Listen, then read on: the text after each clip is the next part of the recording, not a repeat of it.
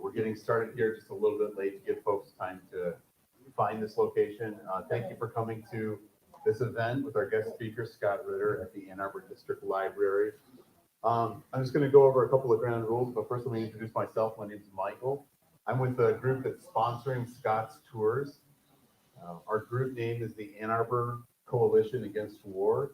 You can find us at the Ann Arbor Coalition Against War.org. You can look for future events there. This event is also being live streamed. Its recording will also be available on that website. And please check that out and sign up for future email updates.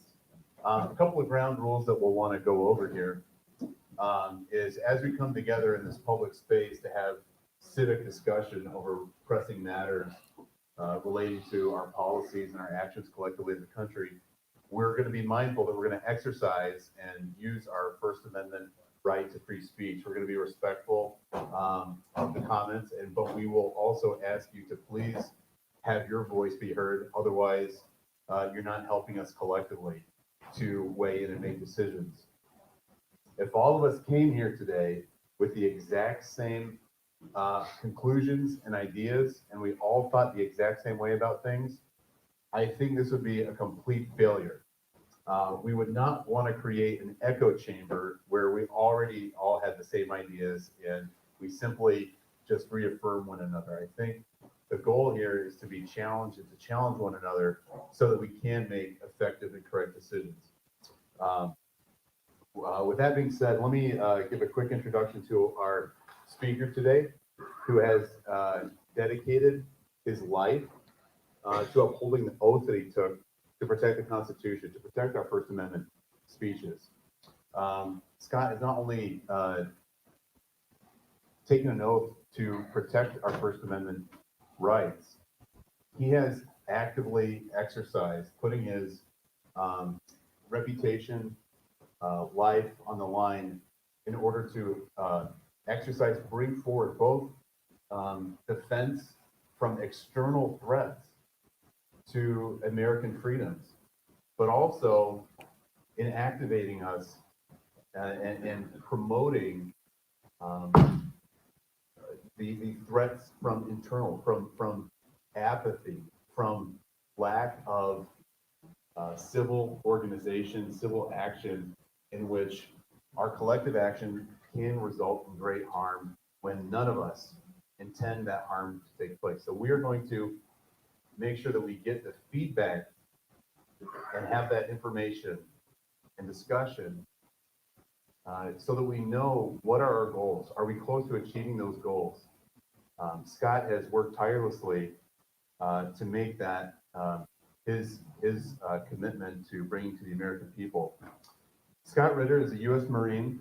He was a U.S. weapons inspector in the Soviet Union under the INF Treaty and was America's foremost whistleblower in the lead up to the 2003 Iraq War. Scott was there firsthand overseeing and executing some of the most dramatic nuclear de-escalation activities that took place during the Cold War. Scott also oversaw the arms limitation and removal of weapons of mass destruction in Iraq in the 90s and spoke truthfully about the rationale for not going to war against Iraq in 2003. Scott is a writer of current events as well as a number of books. There are a few remaining copies of his latest book, Disarmament in the Time of Perestroika, Arms Control and the End of the Soviet Union. Those are available here. There's also in the 2020 publication, The Scorpion King, America's Suicidal Embrace of Nuclear Weapons from FDR to Trump.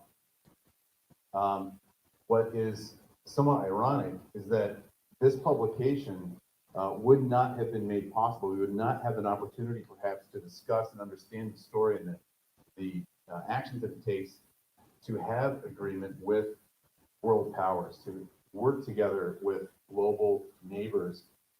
Had the U.S. not exited, or had the U.S. not exited the treaty, the INF Treaty, which it did in 2019, we should be in that treaty, but because we're not, Scott is able to tell his story legally about that. So while it's unfortunate we're not in that treaty, we are fortunate that Scott is here telling his story. And without further ado, please tells us the story.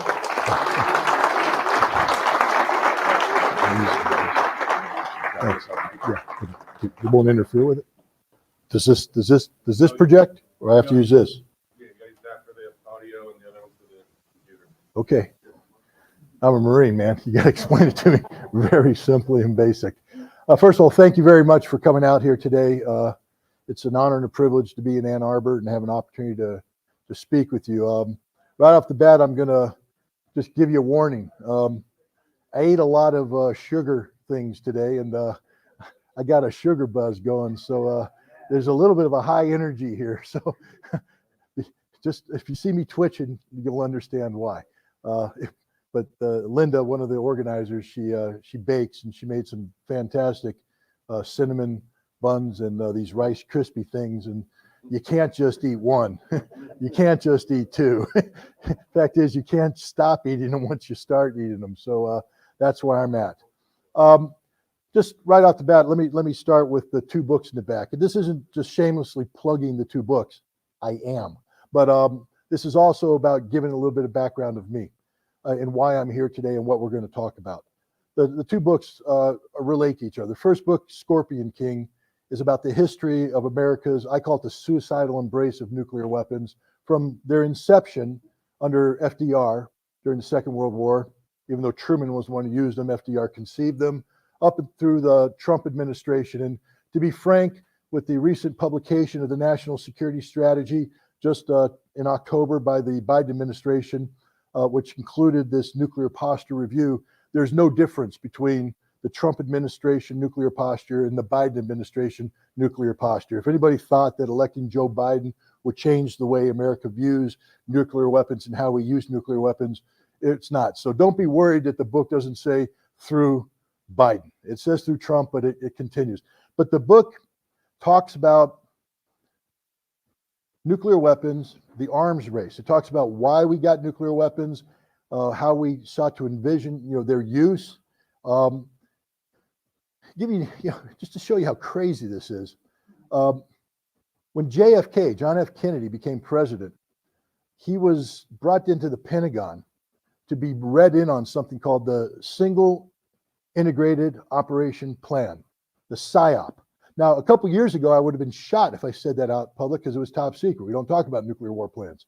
Now it's out there because we no longer call it PSYOP. I can't tell you what we call it because they'd shoot me. But we used to call it the PSYOP, and it's how we fight nuclear wars. And so Kennedy went down there, and the Pentagon proudly laid out the plan and said, this is it. If there's a nuclear conflict, this is the war plan. And Kennedy went, so basically we destroy the world. They said, yeah. He said, but that doesn't give me any options. I either don't use nuclear weapons and deal with the consequences, or I use nuclear weapons and we all die. They said, that's right, boss. That's the PSYOP for you. He said, that's insane. And he walked out and he turned to the aide next to him and he said, we call ourselves the human race. This can't be. We have to do it differently. He gave orders. I need options. And so they gave him options. When they briefed him on it the next time, he had 3 options. And he looked at it and he went, but if I use option A, we automatically transition to option B because option A isn't going to accomplish anything. That's right, boss. But you wanted options. But if I go to option B, I have to go to option C, which is general nuclear war. That's right, boss. But that's the one I told you I didn't want to do. That's nuclear war planning, boss. We go to nuclear war, we're going to use all our weapons. That's just the way it is. Every president that followed JFK had the same experience. Walking down to the Pentagon and getting briefed on America's nuclear war plans and walking out saying, that's insane. That's bat bleep crazy. We're not going to do that. And they kept telling the nuclear establishment to change the way we approach nuclear conflict. The nuclear establishment cannot change the way we approach nuclear conflict. That's just the reality of it. Nuclear weapons that we are addicted to result in one thing and one thing only. And it's the total annihilation of all mankind on the face of the earth. There's no such thing as limited nuclear war. You cannot contain nuclear conflict. Once a nuclear weapon is used against another nuclear power, they will use their nuclear weapons against us. It will lead to a retaliation until everybody on the planet is dead. Now, in the 1960s, we sort of began to realize that what we're doing is A, expensive, and B, pretty stupid. We're spending all this money to build these weapons that aren't defending us, because if we use them, we die. And the Russians, the Soviets, then were doing the same thing. So they came up with this concept called arms control. You know, how do we control this dragon, this beast that we've unleashed? And initially, what they had to do is just slow the pell-mell race to the abyss, because we were like a bunch of lemmings just going straight to the cliff. Nothing going to stop us. We're heading that direction.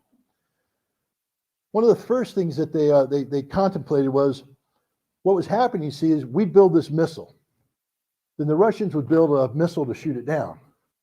So we'd say, let's build a missile with more warheads. The Russians would build a lot more missiles to shoot it down. We'd say, let's build missiles with warheads and decoys. And they build missiles to shoot down. Meanwhile, they're building a missile, and we say, well, we built one to shoot you down. They say, oh, yeah, really? Here's our missile with more warheads. Well, we got more missiles over here to shoot them down. And it was this arms race going on. And both sides were just basically running out of money. And so they came up with this unique concept called, let's just be honest about what we're doing here, guys. Mutually assured destruction.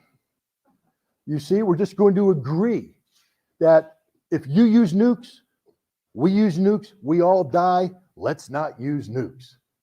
But we're still going to build them. But we're going to constrain the kinds we build, because we're no longer to build anti-ballistic missile systems. We're not going to build the missiles that shoot them down. We're not going to play that game. We're not going to pretend that there's a defense. We have nuclear weapons. You have nuclear weapons.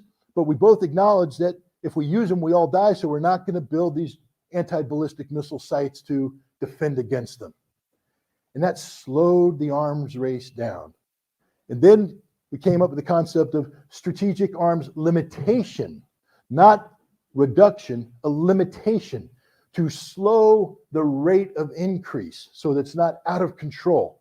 And so the SALT talks, that's right. And so we started the SALT talks in the early 70s, and they went through the entire decade of SALT 1, then SALT 2 in the late 70s. And the idea, again, was how to limit the growth of nuclear weapons. This was very successful. But in the midst of the SALT talks, something happened. Another weapons class came into being called the Intermediate Nuclear Force, INF. You see, because when you're in the military, everything has to have a classification. We can't just call it a rocket. Now, Marines we do, because we're not sophisticated enough to understand the difference between a little rocket and well, we know that's a little rocket, that's a medium rocket, that's a big rocket. The Air Force guys are smarter. They say, no, that's a short-range rocket. This is an intermediate-range rocket, and that's a long-range rocket. The intermediate-range rocket goes from 500 miles to 5,500 miles. That's the range differentiation there. And what's important about that is that's the rocket that, when deployed to Europe, it was very popular, because the Russians used INF systems because they could put their weapons further back into Russia and still reach into European targets. And then we had some systems that could reach into Russian targets. And they were older systems, and they weren't as effective. They took a long time to fuel, long time to get prepared. And the idea is if you even began to launch them, they'd detect them, then they'd blow them up. Well, the Russians went, well, we're not playing that game anymore. Let me introduce you to something called the SS-20. SS-20 is a road mobile missile, solid fuel, so it fires that quick. There's no fueling up, with 3 nuclear warheads on it. And they deployed it in the 1970s. In Europe and the United States went, whoa, wait a minute. We ain't got nothing to respond to this. And the Russians went, that's not our problem. Welcome to my little friend, the SS-20. And the United States and Europe said, well, we got to respond to this. The Europeans are going, well, how do you want to respond to this? We want to put our own intermediate nuclear forces into Europe. The Europeans meant, so you're going to turn Europe into one big nuclear target. The United States said, yes, that's what we want to do. And the Europeans had this huge, anybody alive in the late 1970s, early 1980s will remember the anti-nuclear movement. It was massive. It brought down the German government.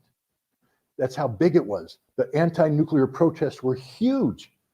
But in the end, NATO and the United States won out, and we deployed 2 classes of nuclear weapons into Europe. The the Pershing II missile and the ground-launched cruise missile. The Pershing II is interesting because it's a solid rocket system, once fired from West Germany, could reach Moscow in 5 to 7 minutes. Why is that important? Well, see, before that, if we fired, say, a Minuteman missile from the United States to get to the Soviet territory, it would take about 35, 40 minutes. That's enough time that if there was a mistake, a flock of birds set off a radar that simulated an ICBM assault, anything, a mistake, and the Russians are sitting in their command post going, holy beep, the Americans just launched on us. They got 30 to 40 minutes for someone to get on the phone, the hotline, to Washington saying, why did you launch on us? And America had a chance to say, we didn't launch on you. We just got a radar hit. Got a radar hit. No, it's a mistake. Flock of birds, stand down. Everybody stands down and the world doesn't end. That's a good thing. But with the Pershing II, 5 to 7 minutes, you don't even have time to make the phone call. We got a Pershing II launch. Fire. Oh, wait, that was a mistake. Well, that's too bad because we just fired our nukes. War ends. That's what the reality was in the 1980s. We lived on the cusp of nuclear annihilation. And this isn't theoretical, ladies and gentlemen. In 1983, NATO held an exercise called Able Archer, 83, linked to the year. It was a nuclear command post exercise where we were testing the launch release mechanisms so NATO could release nuclear weapons in a time of war. Now, we ran this exercise at the tail end of something called Reforger, Return of Forces to Germany. Massive exercise. See, at that time, we had around 300,000 American troops in West Germany. And if the Russians came across the border, we would then begin to surge in reinforcements. Within 10 days, we could fly in 250,000 more troops. They'd marry up with pre-positioned equipment, and they'd be ready to fight the Soviets before they got to the Rhine River. Reforger. And we ran a Reforger exercise. We pumped in around 60,000 more troops. So we got a lot of troops in Germany now, a lot of airplanes. We're on full alert, and we're running a command post exercise about the release of nuclear weapons. And the Soviets are going, this sounds like a preemptive nuclear strike. They got all their stuff there. They're ready to go. And if we're not careful, they're going to hit us with nuclear weapons. And then they're going to attack us. So the Soviets went on high alert. They put airplanes on strips with nuclear bombs underneath them, pilot in the cockpit, engine running, ready to launch on a moment's notice. That SS-20 missile force I talked about, high alert. The missiles are all out of their barracks in a combat deployment zone, ready to fire on a moment's notice. One mistake, ladies and gentlemen, and none of us would be here today. None of us would be here today. We were that close to everybody dying. Fortunately, no mistakes were made, and it stood down. But a couple months later, Ronald Reagan was being briefed by the CIA about this situation. They said, yeah, boss, back when we did that Able Archer 83 thing, man, apparently the Soviets thought we were going to attack them, and they all went on high alert. And Reagan went, what? What do you mean? The Soviets didn't think we're going to attack them. They couldn't be that stupid, could they? They said, yo, boss, they thought that we were going to attack them. And he said, that's insane. Smartest thing Ronald Reagan ever said. That's insane. But he didn't just say, he then acted on it. He said, we have to get rid of these weapons. Now we're talking about Ronald Wilson Reagan, the man who called the Soviet Union the evil empire, this ultra-conservative, communist-hating SOB is saying, this is insane. We got to get rid of these weapons. Had trouble because the Soviet counterparts that he was dealing with weren't inclined to be so benevolent. Brezhnev died after being in power for a number of decades, replaced by a guy named Andropov, who was a former KGB head, but he got cancer and died early on, so they instead put a guy named Chernenko, who could barely breathe. He was so old. He stayed a couple months and he died. And the question is, are they going to put another old dinosaur in place or somebody new? The answer was somebody new. Mikhail Gorbachev stood up in his 50s, young man, dynamic. And Gorbachev said, I'm going to be the leader. Not just the leader, I'm going to be the guy that changes things. We're not going to deal with the stagnation of the Brezhnev period. We're going to try and bring the Soviet Union out of the stagnation into a leading edge country. We're going to make meaningful changes, one of which is we have to reduce the amount of spending that we have on strategic nuclear forces. We need to embrace arms control to bring control over our defense spending. And here we got Ronald Reagan saying what? He wants to get rid of INF weapons. Let's talk to them about this. And they began a discussion, a dialogue. In the 1980s, things weren't that good. I look around here in the room, and I'm guessing a lot of you, like me, were alive as adults in the 1980s. So if I told you at that time that relations between the United States and the Soviet Union were pretty bad, you'd know what I'm talking about. Hundreds of thousands of troops facing off along a border, a hostile border in Germany, ready to go to war on a moment's notice. The United States funding through proxy, a war in Afghanistan, the sole purpose of which was to kill Soviet soldiers. The Soviets shooting Americans operating in East Germany who were trying to spy on a tank facility. Major Arthur Nicholson, may his name never be forgotten, shot in 1985 out of Ludwigshafen, trying to do his job on monitoring Soviet tank units, killed by a Soviet sentry. Things were pretty bad. Able Archer almost went to war. There was a couple more times where we almost went to nuclear war. Things weren't good in the 1980s, ladies and gentlemen. But somehow, two leaders found it in their hearts to sit down at a table and sign a treaty that got rid of the weapons that were threatening Europe and the world with imminent nuclear annihilation. That treaty was the Intermediate Nuclear Forces Treaty. On December 8th of this year is the 35th anniversary. 35 years have gone past since a moment of clarity and sanity that took place at a time when the United States and the Soviet Union were not getting along. And the reason why they bring that up is a lot of people today, and we'll get to this in a second, talk about the relations today between the United States and Russia. They say it's never been this bad. I said, you weren't alive in the 80s then, were you? Because it was that bad in the 80s. Maybe even worse. But we found a way out. And that way was arms control, the Intermediate Nuclear Forces Treaty. And that's the second book I wrote, Disarmament in the Time of Perestroika, Arms Control and the End of the Soviet Union. It's sort of a quasi-autobiography, because how do you tell a story that you played an important role in without making yourself part of the story? I mean, but you have to be careful, because on the one hand, it can end up being all about, hey, look at me, I'm great, I'm God's gift, this is a book all about me, nothing I did was wrong.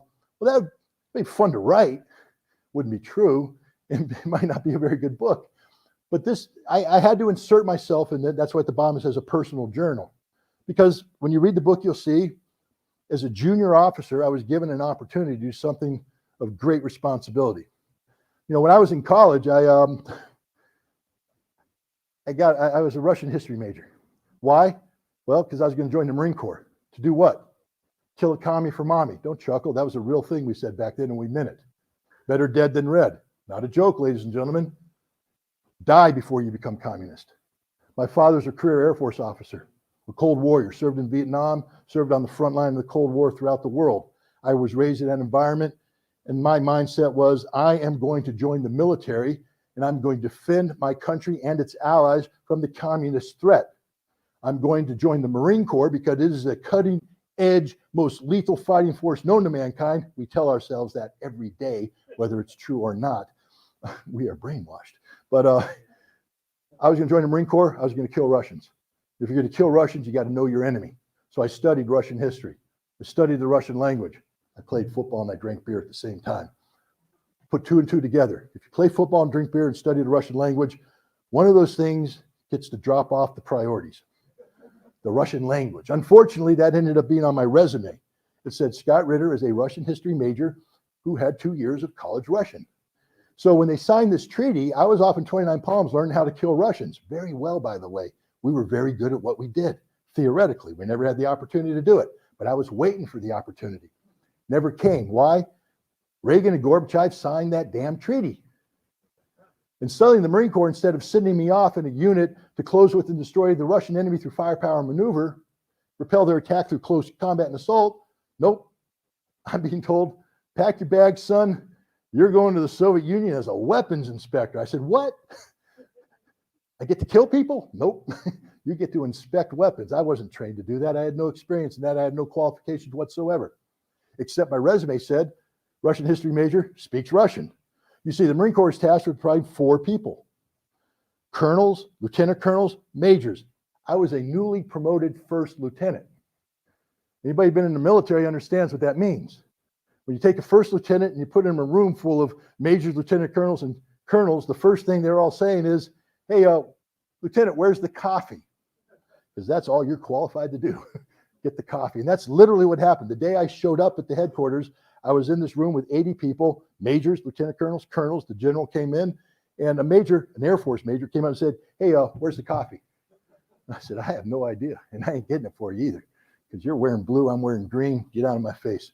But I did do that. That's why I didn't make high rank. Not very politically astute. But the point is, when they were looking for, they got the colonel, one of the best men I've ever met in my life. I dedicated the book to him, Colonel George Connell, Silver Star winner in Vietnam, got highly decorated for his work in Moscow in the defense attaché, doing espionage against the Soviet target, man of great integrity. And he's the kind of guy that they brought in who made peace with the Russians. A man who prepared for war, waged war, and made peace with the Russians. And that book's dedicated to him. But so Connell they got another colonel, Lieutenant Colonel Pulumyot Kelly, we called him. Larry Kelly, again, Vietnam War veteran, pilot who not only was an outstanding pilot, he became an instructor pilot, but then he volunteered to be on the ground as a foreign air controller with infantry companies in combat, calling into airstrikes. And he saw a lot of men die. He saved a lot of men because of his heroism. He was in East Germany when Major Arthur Nicholson was shot. He was one of the first guys to the scene, took control of the body. While they were negotiating the release of the body, he stayed with it overnight. The Soviets were trying to do an autopsy. He wouldn't allow the autopsy. He stood between the body and the guards and said, you have to go through me to get to that body. And he stared him down. And then when they brought the body back to Berlin, anybody see that movie with Tom Hanks, Bridge of Spies? Well, that bridge is real. And when they brought the body back, he stopped the ambulance and put the American flag on the casket. Made him come home as a hero. Larry Kelly, hell of a guy, good man. Then they ran out of Marines. They were like, we need a major. We ain't got any majors. We need a captain. None. We got a lieutenant, Ritter. He speaks Russian, apparently. So they brought me in. I show up, and they say, well, what are you here to do? I say, I don't know. Well, you want to be an inspector? I guess so. Okay, we're going to put you on our team. All right. Okay, go home, get cleaned up, come back tomorrow, we'll start. As I'm walking out the building, Larry Kelly shows up and locks me up. That's what lieutenant colonels do to lieutenants. Lieutenant, sir. And he starts hitting me with Russian. They called him Pulumyot for a reason, because his Russian was fast and it was precise, and I didn't understand a single word of it. And he's, and I said, I'm sorry, sir, could you repeat yourself slowly, please? Because I didn't understand you. He said, you don't speak Russian worth a damn. I said, never claimed to. He said, you're fired. Fired me on the spot. You're fired. You're an embarrassment to the Marine Corps. These are direct quotes. An embarrassment to the Marine Corps, an embarrassment to the uniform. Get out of here. We're going to send you back to the fleet. You're not doing this job. I don't know why they sent you here. And I said, I don't know either. All I want to do is kill him. And now you want me to talk to him. And I can't because I don't speak the language. Never claimed to. Well, the way things work is, it takes time for you to get fired, apparently. And the Marine Corps leadership abhors a vacuum. Anybody who's been in the Marine Corps knows that. Marines will sit around, and if there's something to be done and no one's doing it, the Marines are going to go do it, because we just don't sit around and wait for it. And I ended up filling vacuums while I was being waited to transfer out. One of the vacuums I filled was to become the head of counterintelligence. The head of counterintelligence. That's a job that's supposed to be run by a senior FBI agent. And he came in, he checked in, he said, okay, I'm here, but I have to go back and get out of the FBI. It's going to take me about 2 months to get out of the FBI. So vacant spot. That's okay, because they got an Air Force colonel, full-bird colonel, who's supposed to be the deputy. And he showed up. He was ready to do it, but he had to go back to Germany to get his family ready to move back in here and all that. Empty seat. They said, well, who do we got?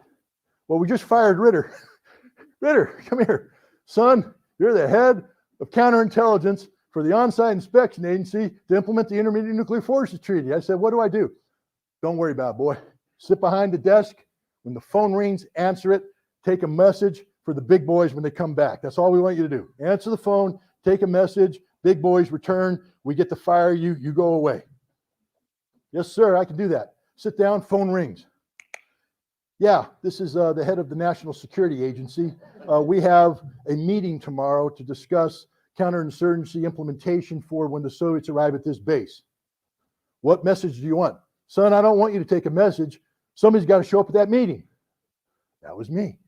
So I showed up at the meeting, and everybody's looking at me going, what are we doing? And I said, I don't know. What do you want to do? Well, we have to do counterintelligence. I said, what is counterintelligence? And they explained it to me and all that. I started writing papers. I wrote pretty good papers. I wrote the entire, what they call essential elements of information of counterintelligence. So when the Soviets come in, how do we prepare to receive them, what we're looking for. I built training programs of each of the factories in the United States so that when the Soviet inspectors showed up, there was a plan on how to receive them, how to implement the treaty. I'm a first lieutenant, doing all this stuff. And then they introduced me to this place called Vodkinsk. I'm going, what is Vodkinsk? Well, Vodkinsk, ladies and gentlemen, was the place where those SS-20 missiles were built. And the idea of the treaty was to get rid of all these missiles. It's supposed to be easy. You declare them, we blow them up, that's it. The problem is about a month before the treaty was implemented, the Russians went, oh yeah, we forgot to tell you something about the SS-20. The first stage is the same as the SS-25 that's produced at the same factory. And we're like, well, wait a minute, if it's the same stage, how do we know that the SS-25s coming out aren't SS-20s disguised? See, arms control verification requires verification. And if you're producing a missile that has the same first stage, how do we verify that it's not a prohibited missile?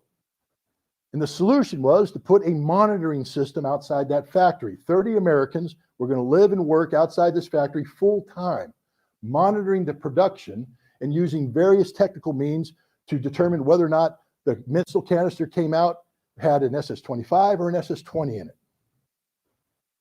And I'm the counterintelligence guy going, wow, we got 30 Americans going to live outside of a missile factory in the middle of the Soviet Union. Sounds like a counterintelligence problem to me. Sounds like the Soviets could recruit these 30 Americans. We have to do something to deal with that because I'm a first lieutenant and I know everything. I know nothing. But you know that, anybody watch Game of Thrones? You know nothing, Jon Snow. Well, I'm literally Jon Snow, but they gave me a job to do and I'm going to do it.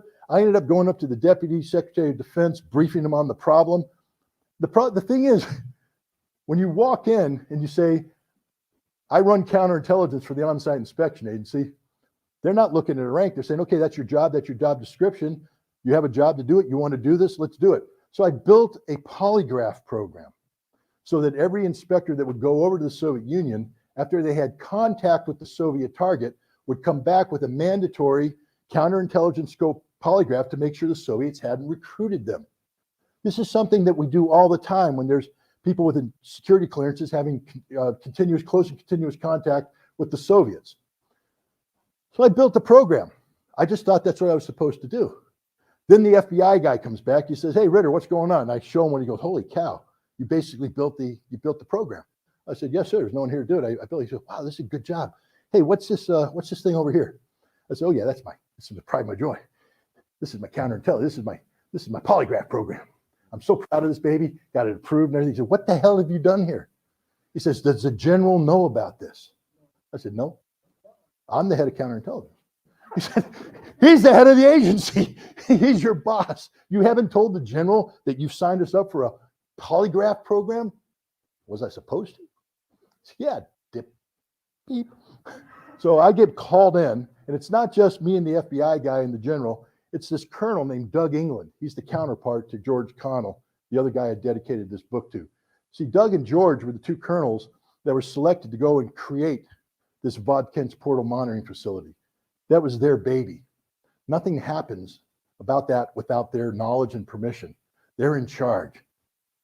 And I just built a polygraph program that's going to polygraph every single American that goes over there, and they knew nothing about it. So I'm in there in front of the general, and they're going to fire me. But this time I really earned it. They're going to fire me. They might even court-martial me. The only problem is, you see, in my genius as a first lieutenant, in building this program, I said, we need people to implement the program. So I argued, the whole time the general's saying, I need more inspectors, I need more inspectors, I need more inspectors. And the Department of Defense saying, you can't have any more inspectors. We've given you everybody you got. Well, I went up there and I said, this counterintelligence program, I need 3 guys to implement it. They went, sure, Scott, we'll give you 3 bodies. So I had 3 bodies attached to the polygraph program. And now they're sitting there going, holy cow. Hey, Connell, England, the 2 colonels, you've been begging for more bodies. Ritter just got you 3 bodies. 3 bodies. We can't fire them. You know? So they canceled the polygraph program, but they kept it alive long enough to get the 3 bodies. But what happened there is Colonel England, he said, what do you do, Ritter? I said, well, I'm the head of counterintelligence. He said, well, I don't like the fact that you're running around doing stuff that I'm not aware of. So you're body number 1. Of the 3 bodies, you're it. Your new job, counterintelligence, Vodkinsk. Not only that, son, you're going to Russia. Advanced party. I was the first inspector on the ground in the Soviet Union. Little side story, just to have some humor here. Larry Kelly found out. Remember the guy that fired me because I can't speak Russian worth a damn? I'm a disgrace in the Marine Corps in the service and I should be drummed out, tarred and feathered and burned. He found out and he went, oh my God, they're sending you to the Soviet Union. It's okay. Don't worry. Don't panic.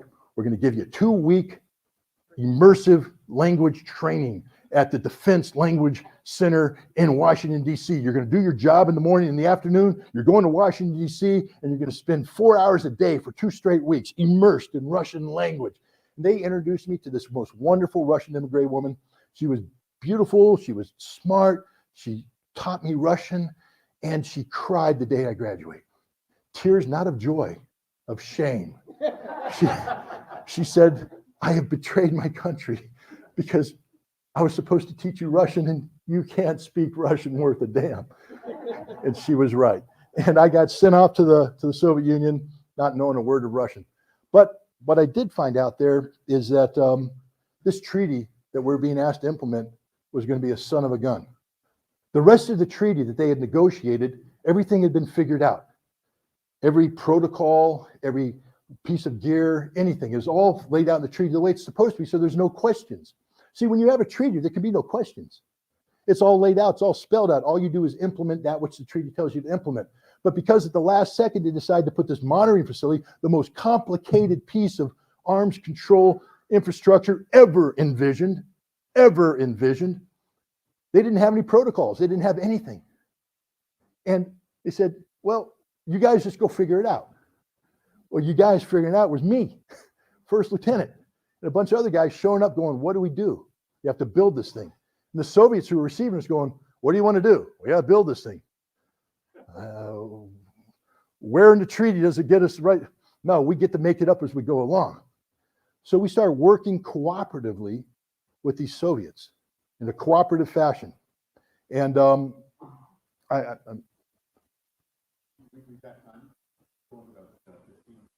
okay. Wow, we haven't got to Ukraine yet. I'm sitting here telling war stories. What the hell? We're going to stick with arms control and we can deal with Ukraine in the question and answer. What do you think about that? That fair? All right. So we're trying to build it because this is important, ladies and gentlemen. What I'm saying, it's not just a story. This is important. We're building this facility that nobody ever considered should be built. There was no plan to build it. The conditions that we're building under are outrageous. You've heard of General Mud. They talk about it right now in Ukraine. The tanks get disappeared in mud. It's called the Rasputitsa. See, I learned a couple words. And it's the muddy season. And when they mean muddy season, they mean muddy season. We're talking about the dusty roads becoming knee-deep in mud. The mud is everywhere. You're tasting the mud because it's in your mouth. It shuts everything down. But fortunately, in that part of Russia, close to Siberia, the Rasputitsa only lasts a couple weeks because then it gets cold. And when I say cold, I know you guys are like, Michigan Scott, we know cold. You don't know cold. Cold is minus 50, minus 70 without a wind chill factor. Cold is when you bring a forklift off an airplane, it gets to go 10 meters before it freezes solid. So in order for us to move equipment from an airplane to a truck, we had to build warming tents and literally bring the forklift from one warming tent to the next warming tent to the next warming tent, put it on the truck, bring it back. And the guys that were doing this were from the U.S. Air Force Elite Arctic Weather Transportation Squadron. Son, we fly in Norway. We fly in the Arctic Circle. I said, you ain't flying in Russia. It's a different beast in Russia, and they agreed afterwards. They issued this thing called the Mickey Mouse boot. Anybody in the military knows it, the vapor barrier boot. Vapor barrier boot can keep your feet warm in up to degrees, up to minus 20. When it's minus 50, your feet freeze. So they issue They don't have any boots to deal with that. Well, the Russians do. They have something called the Valinki. It's a felt boot, simple felt. There's no high tech. It's felt this thick. You put it on, you take newspapers and you wrap it around and your feet are toasty warm. So we started wearing Valinki because that's the only way we could operate in the wintertime. The military issues these flimsy little hats. They don't work. Your ears freeze. So we go buy the nice Russian shapkas, fur hats, man, where our heads are toasty, our feet are toasty. Our coats don't work, so we go buy the Russian coats. Well, in December, we're going to take a team photograph outside the factory with the American flag. And we all get there and we hold the American flag up. And we're like, yeah, America. Take the picture, send it to the general. He goes, why the hell are the Soviets posing with an American flag? We said, well, no, we're Americans, but you don't give us equipment that works. So they had to learn how to give us new equipment. We were banned from wearing the Valinki and the hats and all that stuff. We had to wear special American equipment. It never kept us warm, by the way. But what it did do is we created this bond with the Soviets.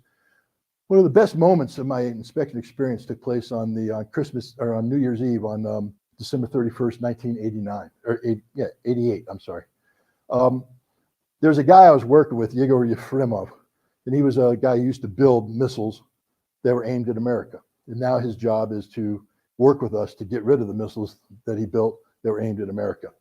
It's a tough thing because they're going through this very difficult program, Perestroika, the demilitarization of their industry, et cetera. They're running out of money. Things are tight. But on New Year's Eve, he invited me and a couple other Americans to his home. And it was one of the most eye-opening experiences. Because remember, when I said I was training to kill Russians, I meant it. It's not a joke, ladies and gentlemen. War isn't a joke. And what we were training to do isn't a joke. But if you're training to kill people, you're either a sociopath or you're somebody who had to condition yourself to be a sociopath. And what that means is you have to dehumanize your enemy. You can't think of them as fellow human beings. You think of them as animate objects that deserve to die. And now I'm being invited to the home of one of these animate objects that deserve to die. And I find out that he's a father.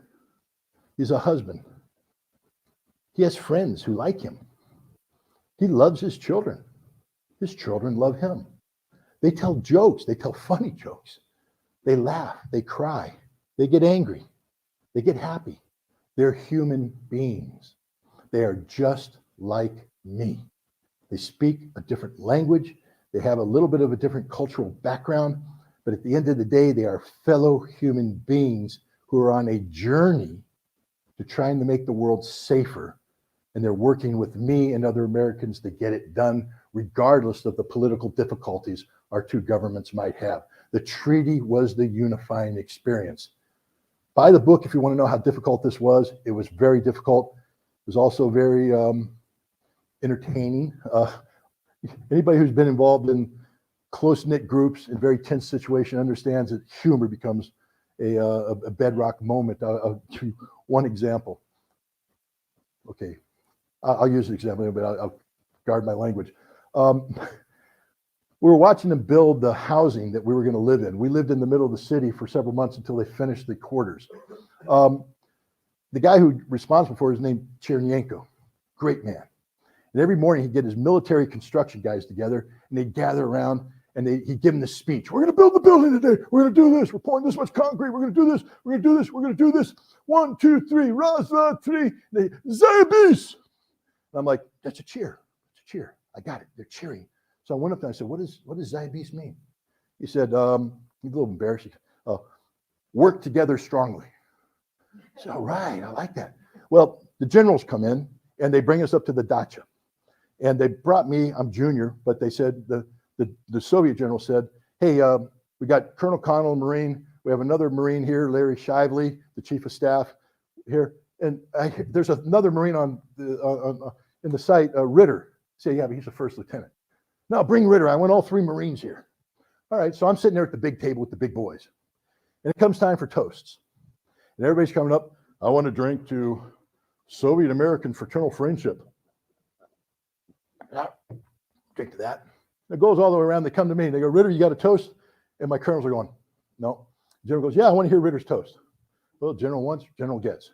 So I stand up and I say, I I've been touched by the way Americans and Soviets work together and the very principles of unity and comradeship, etc. So I want to give a toast based upon a cheer that I hear every morning. I point to Chernenko, and he's like, every morning, Colonel Chernenko gets his troops together, and he says this, and Chernenko's face is like, he's waving me off, and I'm like, I don't understand. So I said, so, Journal, to you, Zaybis, silence, silence. And the Americans are just like, oh God, what did you just say? I'm like, I don't know, work hard, strong together, I don't know. And finally, the General Medvedev starts laughing. And then once he laughed, all the Russians start laughing. They're just falling down laughing. He stands up and says, I'll drink to that, Zaybis, and all that. And so we're walking out afterwards, and Colonel Connell grabs me. What the hell are you doing? I said, I don't know, sir. I was giving a toast, Chernenko. Do you know what you just said? I said, yeah, work strong together. And he said, no, this is the first time in my military career that a goddamn first lieutenant stood up and told a general to fuck off. I'm like, whoa. But that became a rallying cry. That toast Zaybis was used throughout our time in Vodkins. Anytime we came up with a very difficult situation and we overcame it, we'd all get together and say Zaybis. It's a horrible word, but it became to mean something much different. It was a comradeship thing, and that's the story I want to tell. And I don't want to just tell it because it's a good story. I want to tell it for this following reason. Today, we're looking at a situation in Ukraine where the United States and Russia are at odds. There's a potential for conflict. Americans don't like Russians, Russians don't like Americans, and there the two shall meet. And people keep asking, how do we bring this to an end? How do we stop this conflict? And right now, nobody has an answer. Nobody has an answer. That book's the answer right there, ladies and gentlemen. It's a template. George Santayana, American philosopher, said, those who fail to learn the lessons of history are condemned to repeat it. But the implication in that is that the lessons of history are always negative lessons, condemned to repeat it. I'll give you a modification of that. Those who fail to learn the successes of history are condemned to never be able to repeat it. And that is a success of history, ladies and gentlemen. The implementation of the INF Treaty took place at a time when relations between Russia and the Soviet Union and the United States were bad as they are today. And yet, through the vehicle of arms control, we found a mechanism that we stopped wanting to kill each other and we started working together with each other, and we ended up liking each other. The notion of peaceful coexistence is alive and well and breathing in that book. That book is a template of hope, because the way we're going to get out of this problem today is through arms control. We're going to get out of it by negotiating a new arms control treaty that reduces the threshold of potential for nuclear strike down to as close to zero as possible. People say that's impossible. That's a dream. It can't happen. It did happen. That book is the history of how it happened. And if you read that book, you'll say, my God, we have hope for the future. And on that, I thank you very much for coming, and I'll take any questions anybody has about anything.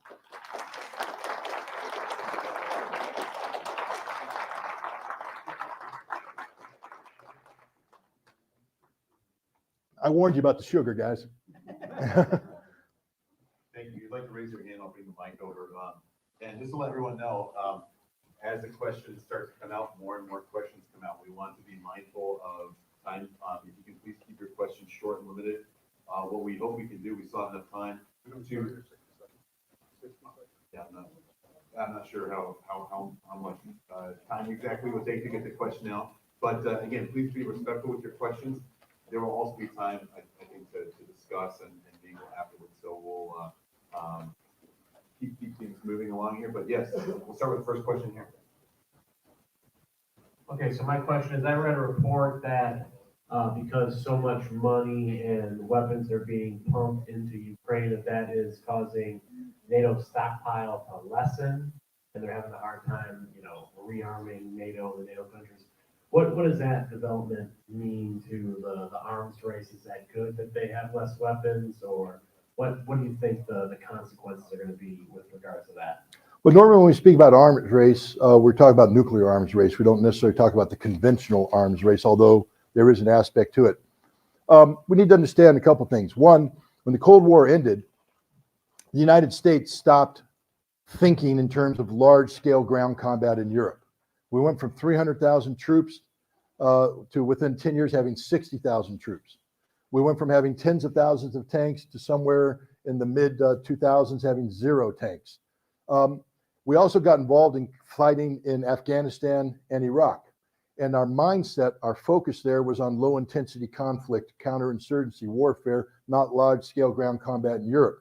So we stopped building and training and preparing for war in Europe, and we did so in Afghanistan and Iraq. Now, as difficult as that fighting was, let me tell you a couple things. We don't use that much artillery. We fire a couple rounds, that's it. The reason why I'm bringing up artillery, because this is a major component of the kind of aid that we're providing to Ukrainians today. HIMARS, the high mobility artillery rocket system, the M777, 155 millimeter artillery system.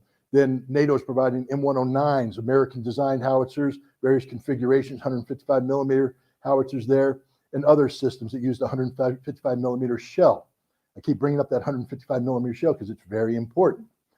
In the Gulf War, Desert Storm, the war I fought in, the United States fired 60,000 artillery rounds for the entire conflict, and that was a lot. The Russians, ladies and gentlemen, in this current conflict are firing 60,000 rounds a day. A day. Ukraine is able at its max to get around 20,000 rounds out a day. The United States, because of the reconfiguration of our military and post-Cold War environment, have a ability, we have production lines that produce around 250,000 155 millimeter shells a year. That's 250,000, give or take, whatever. Now, I'm just a Marine. The math isn't too good, but 250,000 divided by 20 gives you roughly 10 days, 10.5 days of combat. And then it's over. You don't have any ammunition. Now, so we sent them these M777s, the howitzers. We send them other NATO howitzers, and we start sending them ammunition. And the Ukrainians are saying, thank you very much. Boom, boom, boom, more ammo. Okay, give more ammo. Boom, boom, boom, more ammo. Hey, sir, just a second. We're getting into our reserve stocks, war reserve stocks. We don't got any more ammo to give. If we give it to them, we won't be able to fight. Right now, we've given so much ammunition to Ukrainians, which they've expended, by the way. There ain't nothing left. We don't have any ammunition left to give them. The British, if they went to war today, will run out of ammunition in 2 days. If the United States goes to war today, we'll run out of ammunition between 10 and 14 days. That's how bad this has come. So what are the implications? One, we've got the Ukrainians addicted to a weapon system we can't support. We got them hooked on heroin, and now there's no heroin left to give them. Two, we don't have any heroin left to our own addictions. We don't have enough. This goes across the board. We are out of systems to give the Ukrainians. The burn rate, the destruction rate on the ground in combat, what's going on in Ukraine today is so high that virtually everything we've provided has been destroyed. And one last thing on that. When I say destroyed equipment, that attaches to it dead people. Let's never forget we're talking about war here. It's not academic. Hundreds of thousands of people have lost their lives, Ukrainian and Russian. Primarily military, but civilian as well. And this war is going to continue, and hundreds of thousands more people are going to lose their lives. So when we think about what we're doing, understand we're feeding a cycle of violence whose output is dead bodies and destroyed equipment. And we have to ask ourselves, to what end? And if we're feeding them stuff that we can't sustain, it means we're not going to win. Ukraine is not going to win this war. They cannot win this war. They don't have the ability to win this war. We can't sustain the conflict with what we're providing. They've burned through all their Soviet era stuff. They're talking about putting up new production lines right now in the former Soviet republics. That's going to take a year, year and a half to do. Ukraine has lost this war. So now we have to ask ourselves, why are we then insisting on sending more aid to Ukraine? And we know the answer. No. Well, yeah, money, but the answer is, according to Lindsey Graham, esteemed Republican senator from the state of South Carolina, to fight to the last Ukrainian. And if that's your goal and objective, then shame on you, because that means you're willing to sacrifice the very people you claim you're doing this on behalf of. That's my answer.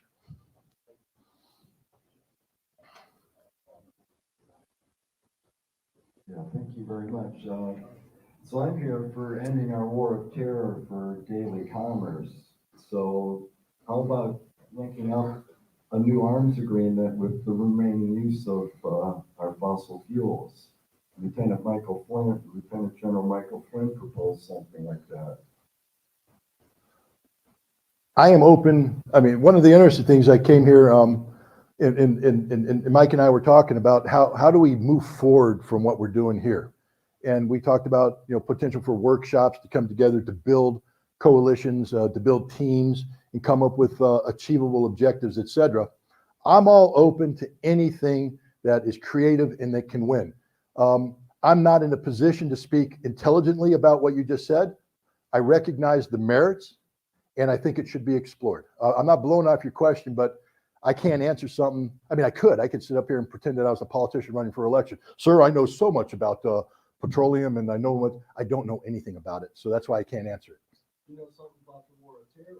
I do know something about the war of terror. That's our organizing principle, isn't it? Well, war is our organizing principle. Now, whether it's against terror or against Russians or against little green Martians, America is a nation addicted to war. Our economy is built on the principles of a military-industrial complex whose money comes from Congress. So it's now the military-industrial congressional complex that Dwight D. Eisenhower warned us about in his farewell address when he left office.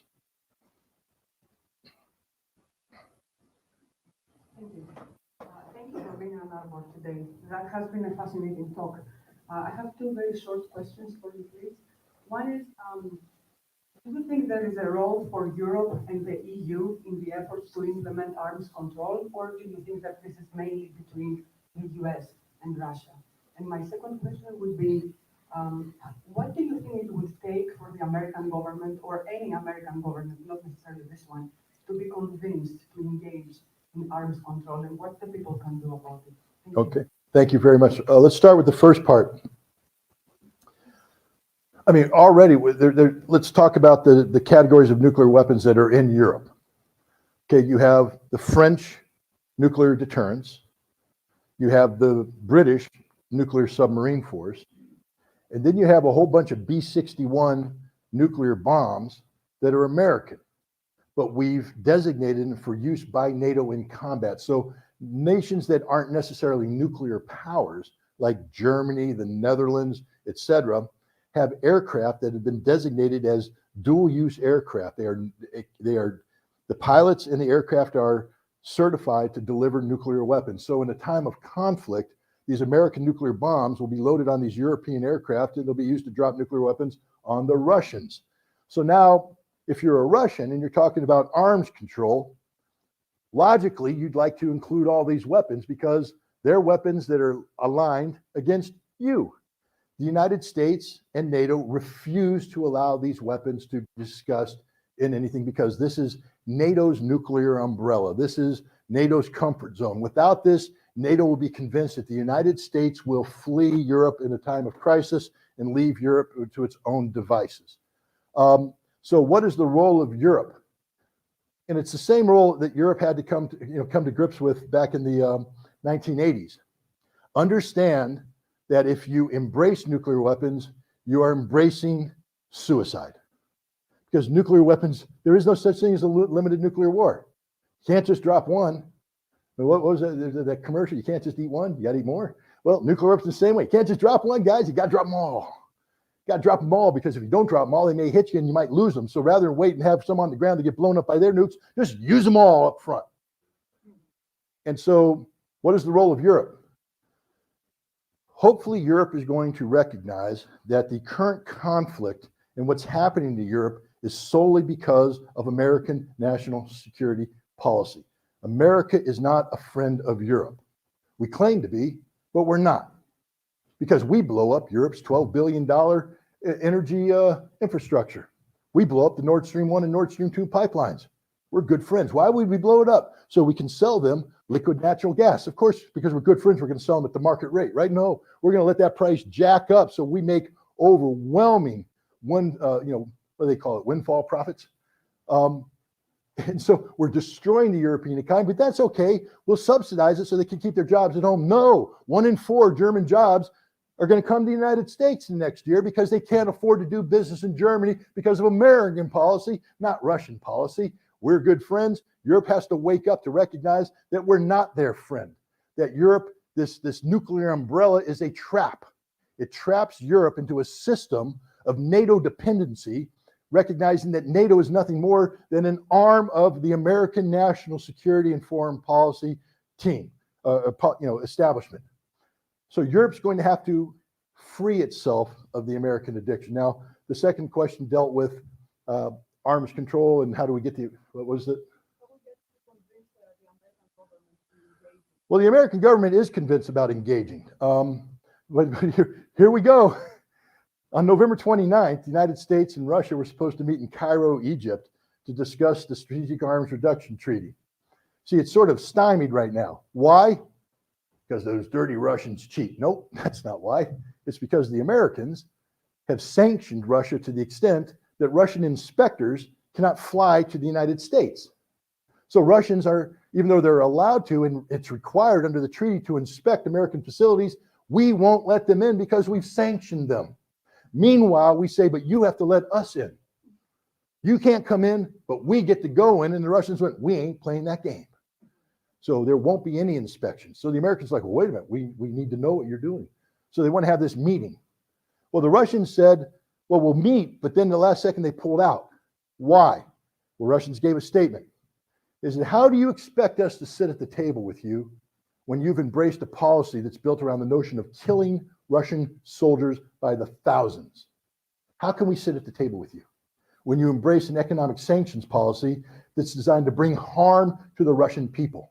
Because that's what it is. It's not about sanctioning oligarchs and the leadership. It's about collapsing the Russian economy to create domestic political unrest so people rise up and overthrow Vladimir Putin. We want to bring harm to the Russian people, and the Russian government saying, if that's your policy, we can't sit with you at the table. So how do we get arms control? We have to start treating the Russians with respect. We have to believe that when we enter an agreement, they have to believe when they enter an agreement with us that we will honor the agreement, we will implement the agreement, that we will treat them with the same deference that we expect them to treat us. We're not doing that today because we live in a nation that has been pre-programmed with Russophobic, undertones to treat at face value anything negative said about Russia. Not to disrespect anybody in this room, but we have personalized Russia into the figure of one man. A nation of 158 million people, all we know is Vladimir Putin. Putin did it. Putin's bad. Putin's evil. Putin's awful. Putin. If you're a Russian, you're embarrassed. You're saying, guys, we're a little bit more complicated than that, than one man. But that's all we know, and we don't even get him right. We don't even get him right. You can't solve a problem unless you accurately define the problem, and we're defining the problem of Russia as Putin, and we expect to get the solution correct? No, we have to learn about Russia, we have to respect Russia, and then we can engage with Russia. With that, unfortunately, we're out of time for collective group questions, but there is enough time that we can have a chance to converse with Scott one-on-one. Please join me in thanking Scott for giving us that valuable information. Thank you.